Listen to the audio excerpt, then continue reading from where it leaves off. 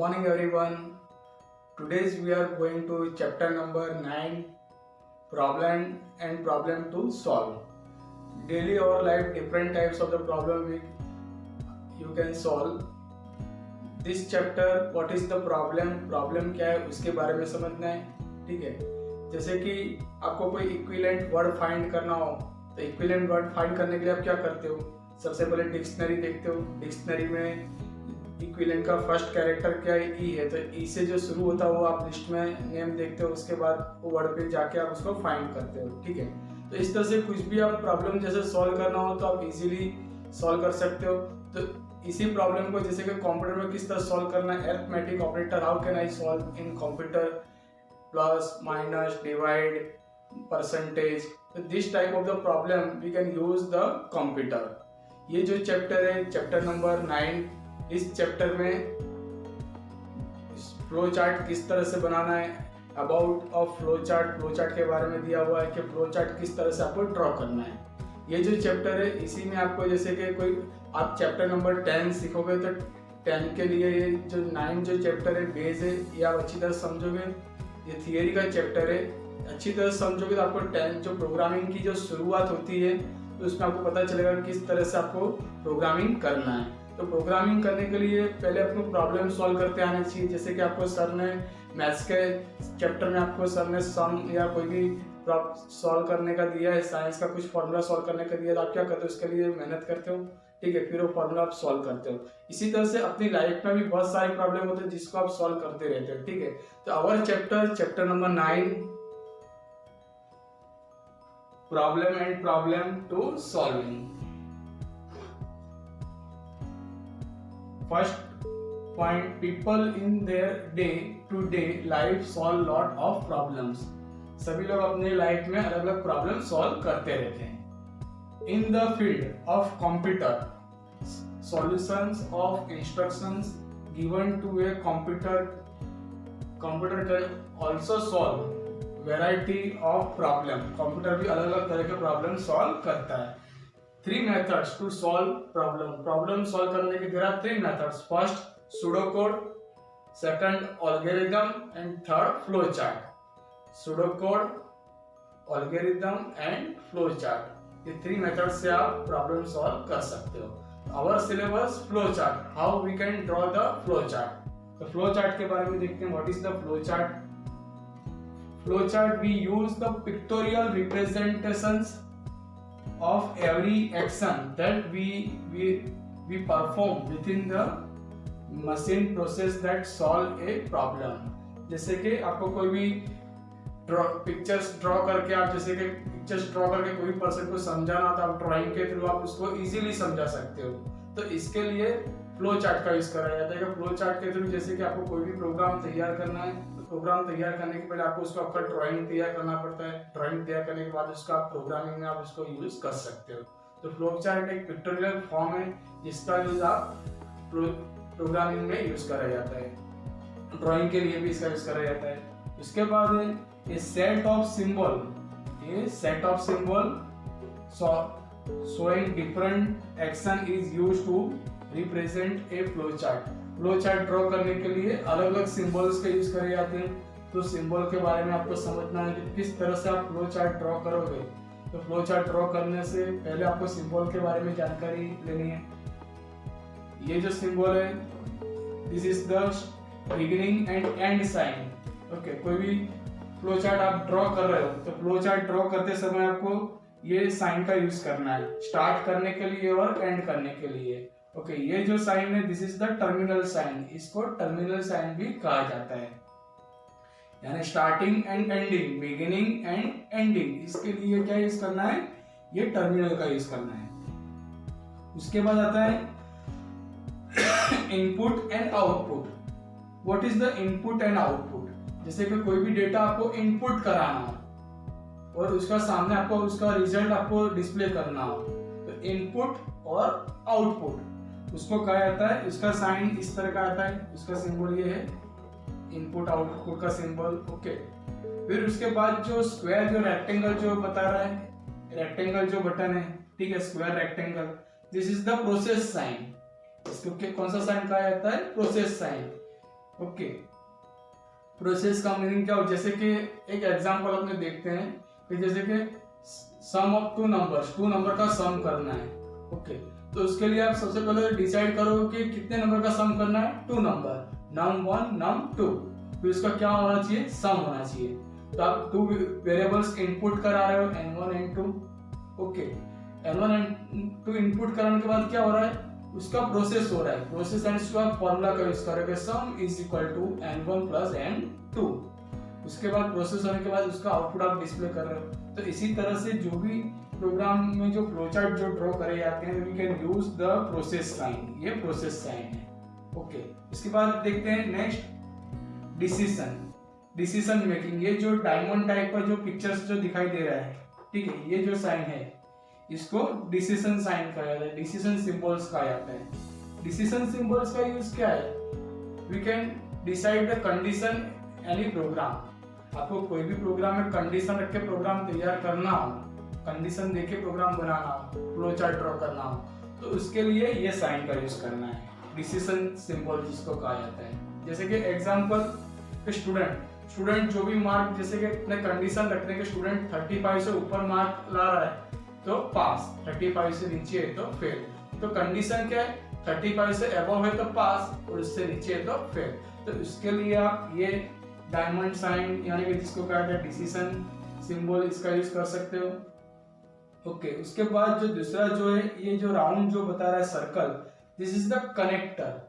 इसको क्या कहा जाता है, कनेक्टर। कनेक्टर का यूज क्या है कि आपको जैसे कि शुरुआत कर रहे हो, अगर आपने एक फ्लो चार्ट बनाया, फ्लो चार्ट प्रोग्रामिंग के हिसाब से बड़ा फ्लो चार्ट बन रहा है तो एक पेज पे नहीं आ रहा है, तो उसको आपको दूसरे पेज पे आपको ले जाना हो, तो एक पेज फ्लो चार्ट को दूसरे पेज पे ले जाने के लिए कनेक्टर का साइन यूज करा जाता है। इस तरह से ये स्टार्ट करा जाता है, दूसरे पेज पे ले जाने के लिए आप इस तरह से ड्रॉ कर सकते हो, ज्वाइन कर सकते हो। ओके, तो this is the symbol how to draw a flow chart. आप जब फ्लो चार्ट ड्रॉ करोगे तो आपको सिंबल के लिए आपको ये जानकारी होनी चाहिए कि स्टार्ट और एंड का साइन क्या है। This is the start and beginning and ending sign, this is the terminal sign. Okay, this is the input and output sign, ये इनपुट और आउटपुट का सिंबल है। This is the process symbol and this is the diamond symbol and this is the connector symbol. Okay, so this is a symbol used, we can use the flow chart। Flow chart के अंदर किस तरह से use करना है तो इसके बारे में ये दिया हुआ है। ओके, नेक्स्ट आपके सामने मैंने क्वेश्चंस रखा हुआ है, एक दो फ्लो चार्ट ड्रॉ करके रखे हुए हैं। ओके, ये फ्लो चार्ट है, ठीक है। तो पहले क्वेश्चन समझते हैं, क्वेश्चंस क्या है। To draw a flow chart sum of two number, draw a flow chart sum of two number, यानी कि टू नंबर्स का आपको सम करना है और उसका आपको फ्लो चार्ट तैयार करना है। तो सबसे पहले आप क्या डिसाइड करो कि टू नंबर का फ्लो चार्ट तैयार करना है, तो we can decide two variable. उसके लिए कितने वेरिएबल डिसाइड करने हैं, two variables. Okay, n1 and n2। Okay, तो इस तरह से अपने फ्लो चार्ट स्टार्ट कर रहे हैं। फर्स्ट इस तरह से आपको start, beginning sign, start button, ये स्टार्ट का साइन आपको यूज करना है, सिंबल स्टार्ट। फिर इस तरह से एरो ड्रॉ करना है। टू वेरिएबल्स आपको इनपुट कराना है, तो उसके लिए लिखना है, टाइप करना है input n1, n2, n1, n2 as a variable name. n1 और n2 क्या है, वेरिएबल नेम, दो वेरिएबल आपको इनपुट कराना है। उसके बाद इनपुट करने के बाद क्या हो रहा है, प्रोसेस, दोनों जो आप डेटा इनपुट कर रहे हो तो उसका क्या होना चाहिए, सम होना चाहिए। इसके लिए sum is equal to n1 plus n2, n1 plus n2, इसका क्या होगा, सम होगा। सम होने के बाद क्या होना चाहिए, स्क्रीन पे डिस्प्ले होना चाहिए। तो फिर से यही साइन आएगा, इनपुट और आउटपुट दोनों के लिए एक ही साइन है, प्रिंट सम। क्या प्रिंट होगा, सम प्रिंट होगा। उसके बाद इसके आगे कुछ प्रोसेस है नहीं है, तो जो आपने स्टार्ट बिगिनिंग के लिए जो सिंबल यूज करा उसको आप लास्ट में एंडिंग के लिए यहाँ एंड ये साइन यूज करना है। तो ये था flow chart sum of two number का सम करना हो। ऐसे आप कोई भी फ्लो चार्ट बना सकते हो। मैंने आपको एक सैंपल बताया कि इस तरह से आपको इनपुट और आउटपुट साइन का यूज करना है, ठीक है। तो जैसे कि मैंने आपको क्वेश्चन दिया कि मल्टीप्लिकेशंस ऑफ थ्री नंबर, तो आप कैसे ड्रॉ करोगे, तो उसके लिए आपको इस सिंबल का यूज करना है। ओके, आपको डिसाइड करना है कि n1, n2, n3 इस तरह से यहाँ इनपुट लेना है, फिर उसके बाद उसको प्रोसेस करना है, सम की जगह पे multiply is equal to n1 into n2 n3 इस तरह से, उसके बाद इसको प्रिंट कराना है।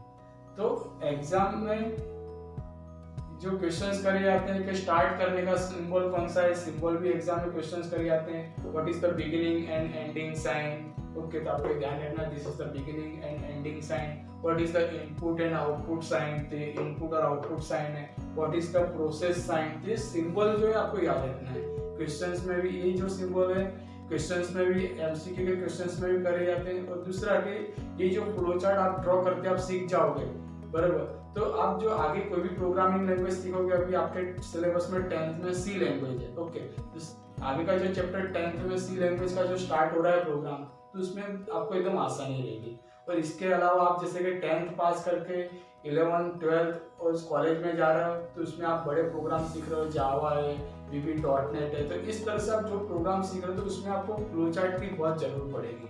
फ्लो चार्ट आपको बहुत उस समय बहुत काम में आएगा, ठीक है।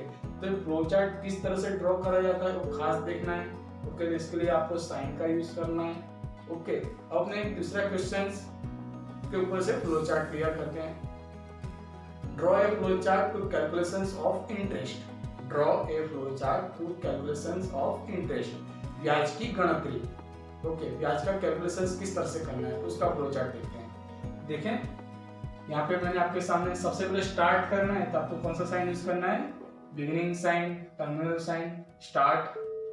अब क्या करना है, इंटरेस्ट का प्रोग्राम बनाना है, इंटरेस्ट का फ्लो चार्ट तैयार करना है, ओके। तो इंटरेस्ट का फ्लो चार्ट तैयार करना, तो सबसे पहले आपको एक अमाउंट इनपुट कराना पड़े, उसके बाद उसमें कितने ईयर के लिए आपने अमाउंट रखा हुआ है, उसमें परसेंटेज आपको काउंट करना पड़े, ओके। फिर उसके बाद आपको उसका प्रिंसिपल अमाउंट के, उसके बाद आपको इंटरेस्ट का अमाउंट बताना है, ओके, तो कितना इंटरेस्ट हुआ।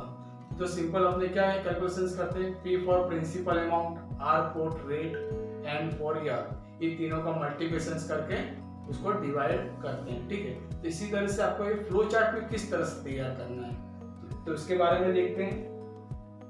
First start button, okay, start symbol, input, this is the input sign, input P for principal amount, R for rate, N for year. उसके बाद कैलकुलेशंस करना है, तो इनपुट कराने के बाद प्रोसेस का सिंबल आएगा, I is equal to P into R into N divide by 100 से आपको इसको डिवाइड करना है। फिर उसके बाद क्या होगा, कितना इंटरेस्ट आया हो उसका आपको डिस्प्ले कराना है, तो उसके लिए टाइप करना है, लिखना है print I is a interest. उसके बाद इसके आगे कोई प्रोसेस नहीं है, तो यहाँ पे आपको इसको एंड करना है, ओके, इस तरह से एंड करना है। तो ये था कैलकुलेशंस ऑफ इंटरेस्ट का पूरा एक program, sorry flow chart, okay.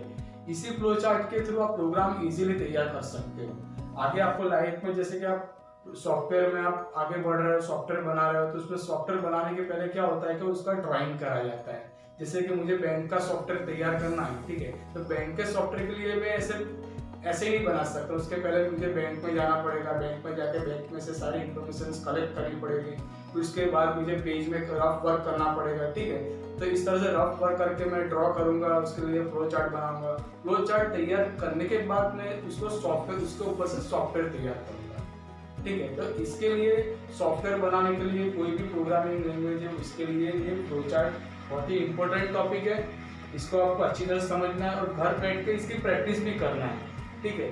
तो आज जो मैंने आपको समझाया कि चैप्टर नंबर 9 में problem and problem solving, problem यानी कि ये जो इस तरह के प्रॉब्लम आते हैं कंप्यूटर में किस तरह सॉल्व करने हैं उसके बारे में दिया हुआ है, ठीक है। तो ये सिंबल आपको याद रखना है, सिंबल्स याद रखने के बाद आप इस तरह से फ्लो चार्ट आप तैयार कर सकते हैं। ऐसे कोई भी क्वेश्चंस के ऊपर से आप फ्लो चार्ट तैयार कर सकते हो, ओके। तो ये था ओवरऑल थियरी चैप्टर। इसके बाद जो आप सीखने जा रहे हो चैप्टर नंबर 10, चैप्टर नंबर 10 जो है सी लैंग्वेज की शुरुआत होती है, ठीक है। तो इसको आपको बहुत ही अच्छी तरह से ध्यान रख के सीखना है, क्योंकि ये जो चैप्टर है प्रोग्रामिंग का चैप्टर है, ठीक है। तो प्रोग्रामिंग आपका बेस पक्का होगा, कोई भी प्रोग्रामिंग लैंग्वेज आपको सीखनी है तो सीखने के पहले आपका बेस पक्का होना चाहिए, ठीक है।